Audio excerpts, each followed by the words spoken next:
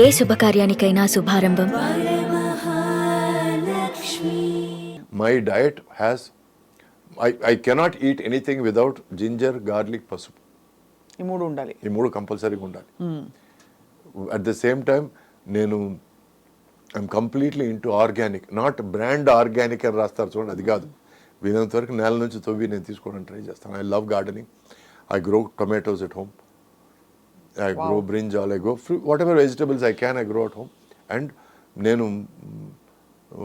చేపల మార్కెట్కి నేనే వెళ్తాను, చికెన్ మార్కెట్కి నేనే వెళ్తాను. దగ్గరుండి నేను నాకు కావాల్సినట్టు నేను కటింగ్ చేసుకుంటాను. ప్లస్ నేను ఈరోజు తినే ప్రతి ముద్ద నేను వండుకునేదే. ఇప్పుడు కూడా ఇంటర్వ్యూకి వచ్చేటప్పుడు నేను నా లంచ్ నేను కట్టుకొని వచ్చాను. నేను తయారు చేసి వండుకొని కట్టుకొని వచ్చాను. బయట తినరు అసలు? వీలంత వరకు నేను అవాయిడ్ చేస్తారు. రైట్ నౌ 1 year అయింది బయట అవాయిడ్ చేసి. ఎందుకంటే ముందు మా మదర్కో మా వైఫ్కో ఇట్లా కావాలి ఇట్లా కావాలి ఇట్లా కావాలని చెప్పి, ఆ తర్వాత అది కొంచెం వాళ్ళని మరీ రసపెట్టినట్టు తయారవుతుందని చెప్పి నేనే నా కిచెన్ అంతా సెటప్ చేసుకొని నేను 25 yearsగా నేను కుకింగ్ నేర్చుకుంటున్నానండి. I make Chinese, Thai, Japanese and Cajun cooking, Italian, so Indian biryanis అవి ఇవి అన్నీ చేస్తానండి. So no cooking. ఇది కుకింగ్ తెలుసుకోవడం వల్ల తమిళ్లో వచ్చి కిచెన్ సూపర్ స్టార్ అనే ఒక షోకి 6 సంవత్సరాలు 6 seasons నేను జడ్జ్గా ఉన్నాను. ఇటు సైడ్ ఒక పెద్ద షెఫ్, ఇటు సైడ్ ఒక పెద్ద షెఫ్, వాళ్ళ ముగ్గురికి ఈక్వల్గా, ఇద్దరికి ఈక్వల్గా నేను కమెంట్లు ఇవ్వగలిగాను. Because I knew about international cooking. So you need to learn అండి. నాకు సినిమాలు లేనప్పుడు అండి ఇంట్లో కూర్చొని బేవర్స్గా అటు ఇటు తిరగడం లేకపోతే మందుగొట్టి పడిపోవడం కంటే నేను I learned C++, Java, internet protocol, internet economy ఇవన్నీ నేర్చుకొని నేను ఐ హ్యావ్ దోస్ సర్టిఫికెట్స్. ఆ తర్వాత లాంగ్ డిస్టెన్స్లో నేను బీకామ్ చేశాను, ఎంకామ్ చేశాను, MBA చేశాను. So I like to learn. For me life is a learning process. అంటే it is beyond anybody's comprehension. అర్థం కాని ఒక పరిస్థితి. ఎందుకంటే ఓ సినిమా హీరో అంటే, sorry to say this, but ఒక మేక్ బిలీవ్ వరల్డ్లో, ఒక లిమిటెడ్ వరల్డ్లో ఉండిపోవడం, హీరోయిన్ అయినా చాలా కొద్ది మందికి డిఫరెంట్. బికాజ్ మీరు ఇప్పుడు MBA ఇవన్నీ చేయకపోయినా మీరు హీరో సురేషే. అండ్ మీ హిట్లు మీవే, ఎవరో తీసుకోలేరు. Nobody can take it. ఇది మీకోసం మీరు చేశారు, ఎవరికో ప్రూవ్ చేయడానికి కూడా కాదు. పోనీ దానివల్ల మీకు ఉద్యోగం రాలేదు, కొత్తగా మీ రెమ్యూనరేషన్ పెరగలేదు, but you did it just for the Joy of it. అది ఎవరికీ అర్థం కాని విషయం. దాంట్లో వచ్చే సంతోషం, దాంట్లో వచ్చే ఒక అచీవ్మెంట్, సెన్స్ ఆఫ్ అచీవ్మెంట్. ఈరోజు కూడా నేను ఈ వెయిట్ లాస్ 32 kilos తగ్గానండి. ఫ్రమ్ ద లాస్ట్ బర్త్డే, నా 59వ బర్త్డేకి 60వ బర్త్డేకి మధ్యలో నేను 32 kilos తగ్గాను. ఎందుకు తగ్గాలనుకున్నారు అది ముఖ్యం. సడన్గా తగ్గాలనిపించింది నాకు. అంటే నా శరీరం నా కంట్రోల్ దాటిపోతుంది, నా బీపీ ఎక్కువైపోతుంది, నా షుగర్ ఎక్కువైపోతుంది. పీపుల్ ఆర్ సేయింగ్ దట్ ముందులాగా లేరండి, మీరు బాగా మారిపోయారండి. ఇవన్నీ కమెంట్స్ కొంచెం నాకు I understood that you're not at your best. I'm not at my best. And plus ఈ మధ్యలో మోసేసేవాళ్ళు ఉన్నారు. ఇప్పుడు ఫాదర్ రోల్కి కరెక్ట్గా ఉన్నారండి, గంభీరంగా. అలా ఆ ఫిగర్ అలా వస్తుంటే ఆ రాజసం అని మాట్లాడి కొంచెం నేను ఎక్కడో అది నమ్మేసి, ఆ తర్వాత అర్థమైంది ఏంటంటే ఇది కరెక్ట్ కాదు. ఇది బికాస్ వాళ్ళ కోసం కాదు నేను బతికేది నా కోసం. So and I have to take care of my health, I have to take care of my well being. And అద్దంలో నా మొహం నేను చూసుకొని నేను అప్రూవ్ చేసుకోవాలి. ఆ తర్వాత ఇంకోటి approval. My approval number 1 is my self. ఎందుకంటే నా వర్స్ట్ క్రిటిక్ నేనే. నాకు అవార్డు వచ్చిన, బెస్ట్ యాక్టర్ అవార్డు వచ్చిన సినిమాలు చూసి నేను థూ అని చెప్పిన సందర్భాలు ఉన్నాయండి. అంటే థూ అంటే ఒక ప్రివ్యూ థియేటర్లో కార్నర్లో కూర్చొని నేను ఈ ఎక్స్ప్రెషన్ ఎట్లా ఇస్తావు నా కొడకారి అనే ఫీలింగ్ నేను తెచ్చుకున్న సందర్భాలు. దట్ ఈస్ వై ఒక రేంజ్ తర్వాత నేను నా సినిమాలు డబ్బింగ్లో చూసుకోవడం తప్ప ఆ తర్వాత ఫుల్ సినిమా నేను చూడడం మానేశాను. Because I'm so critical of my self. It's very hard కదా. You're hard on yourself. I am very hard on myself. But why? It's better than somebody being hard on me kada. అలా అయితే పర్లేదు. అంటే if it's a thought out decision or it is a thought out decision. ఎందుకంటే ఇంకోటి వచ్చి నువ్వేం నేర్చుకోలేదురా అని చెప్పడానికి ముందే నేను నేర్చేసుకోవడం బెటరు, నా మిస్టేక్స్ కరెక్ట్ చేసేసుకోవడం బెటరు కదా. So I don't want to give another person a chance. నాకు సినిమాలు ఆడకపోయినా, నా పర్ఫార్మెన్స్ వల్ల సినిమా ఆడకపోతే మాత్రం నేను ఎక్కడి నుంచి దూకుదాం అనే పరిస్థితిలో ఉంటాను నేను అంటే అంత రెస్పాన్సిబిలిటీ తీసేసుకుంటారు మీరు.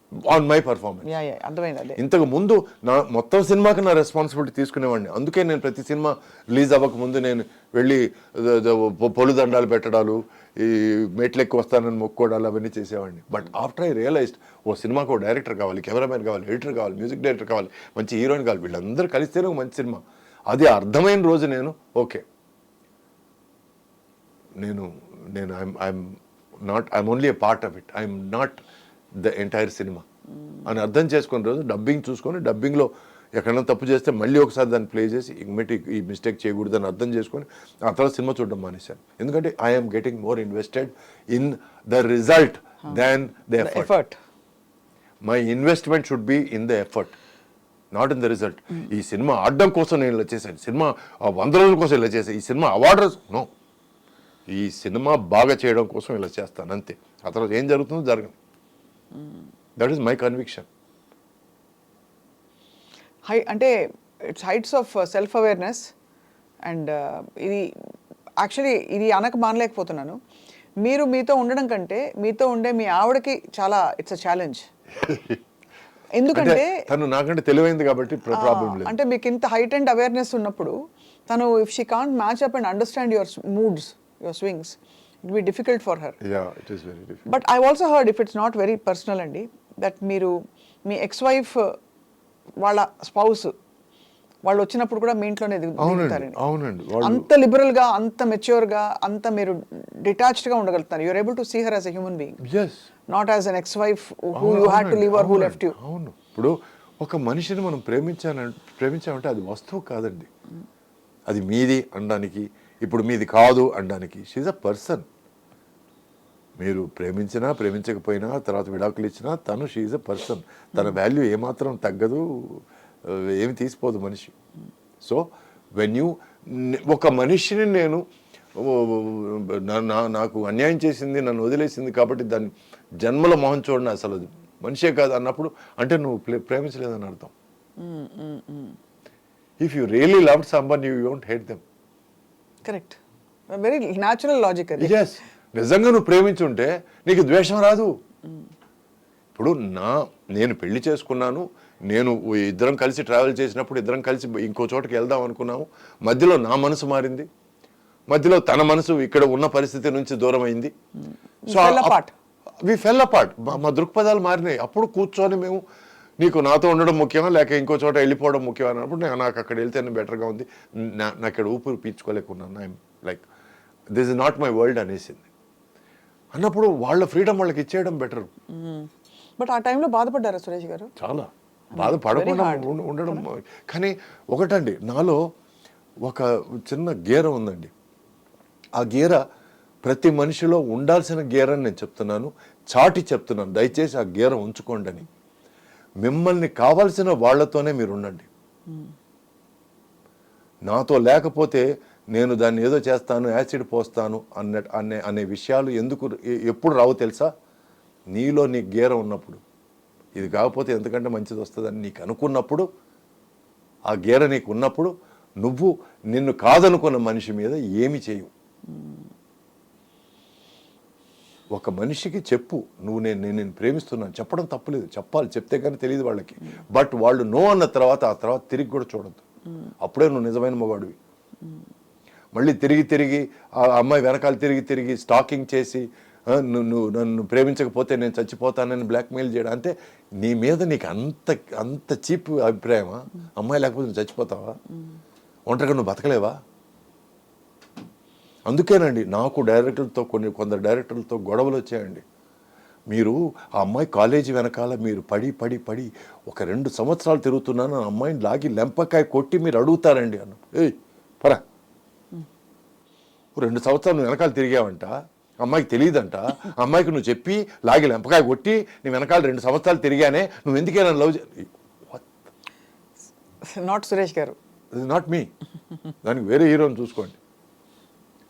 ఒక అమ్మాయిని నువ్వు మాటలతో పడేయాలి, అమ్మాయిని సిన్సియారిటీతో పడేయాలి, అమ్మాయిని చేతలతో పడేయాలి, అప్పటికి పడకపోతే వదిలేయాలి. అంతేగాని ఇలా మగతనం లేదా? అమ్మాయి నిన్ను కాదంటే మళ్ళీ ఇంకా నన్ను ఎందుకు లవ్ చేయడం లేదు అని ఆల్ దట్ నాన్ సెన్స్. అందుకే కొన్ని మెయిన్ స్ట్రీమ్ సినిమాలు అనుకునే మెయిన్ స్ట్రీమ్ సినిమాల్లో నేను భాగంగా లేనండి, because of all these feelings. Block అంటే I won't say blocks, but మీరు అది సినిమాగా కూడా స్వీకరించలేరు. నేను లేదండి, కథగా స్వీకరించాను. ఫస్ట్ సినిమా వదిలేయండి.